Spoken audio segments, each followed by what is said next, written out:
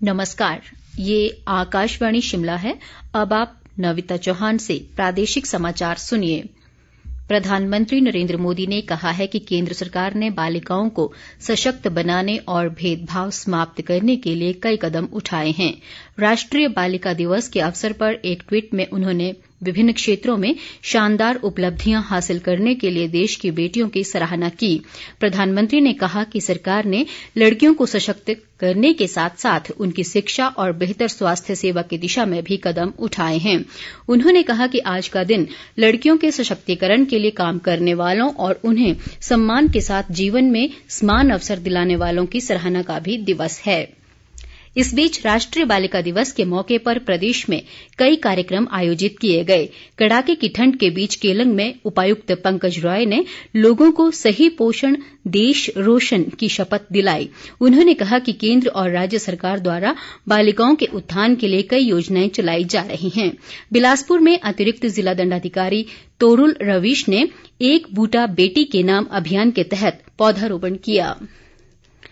मंडी जिले में धर्मपुर क्षेत्र के भराड़ी में जल शक्ति विभाग के मंडलीय कार्यालय का जल शक्ति मंत्री महेंद्र सिंह ठाकुर ने आज लोकार्पण किया। एक जनसभा में उन्होंने कहा कि इस कार्यालय के खुलने से क्षेत्र में पेयजल व सिंचाई परियोजनाओं को नई गति मिलेगी। महेंद्र सिंह ठाकुर ने कहा कि विकास एक निरंतर चलने वाली प्रक्रिया है और धर्मपुर विधानसभा क्षेत्र के विकास में कोई कमी नहीं रखी जा रही है। कृषि मंत्री वीरेंद्र कंवर ने कहा है कि प्रदेश में हींग की खेती की पायलट परियोजना सफलतापूर्वक आरंभ की गई है। उन्होंने कहा कि अगले 5 वर्षों में 302 हेक्टेयर क्षेत्र में हींग की खेती कर हिमाचल को आत्मनिर्भर राज्य बनाने का प्रयास किया जाएगा।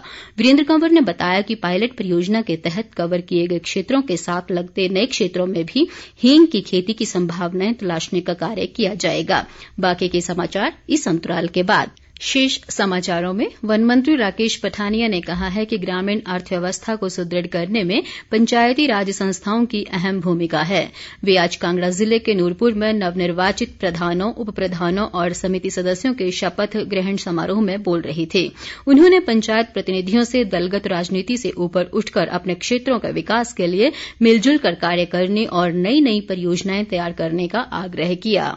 उधर चंबा जिले की 309 पंचायतों के निर्वाचित प्रधानों व उप प्रधानों को आज शपथ दिलाई गई। जिले के सभी उपमंडल मुख्यालयों में उपमंडल अधिकारियों ने प्रधानों व उप प्रधानों को पद व गोपनीयता की शपथ दिलाई।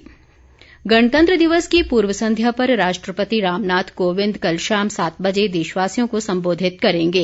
इस संदेश के चलते कल शाम का प्रादेशिक समाचार बुलेटिन शाम 7:45 के स्थान पर शाम 6:45 पर प्रसारित किया जाएगा। इस बीच 26 जनवरी को राजपथ से गणतंत्र दिवस के प्रसारण के चलते सुबह 9:20 पर प्रसारित होने वाला बुलेटिन 9:05 पर प्रसारित होगा। देश भर में कल राष्ट्रीय मतदाता दिवस मनाया जाएगा।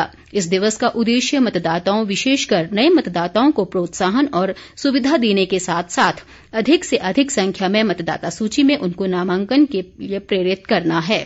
भारत के निर्वाचन आयोग की स्थापना के उपलक्ष्य में हर साल 25 जनवरी को राष्ट्रीय मतदाता दिवस मनाया जाता है। इस वर्ष के राष्ट्रीय मतदाता दिवस का मुख्य विषय देश के मतदाताओं को सशक्त, सतर्क, सुरक्षित और जागरूक बनाना है। इसके साथ ही ये समाचार बुलेटिन समाप्त हुआ। हमारा अगला समाचार बुलेटिन आप सुन सकते हैं शाम 7:45 पर। नमस्कार।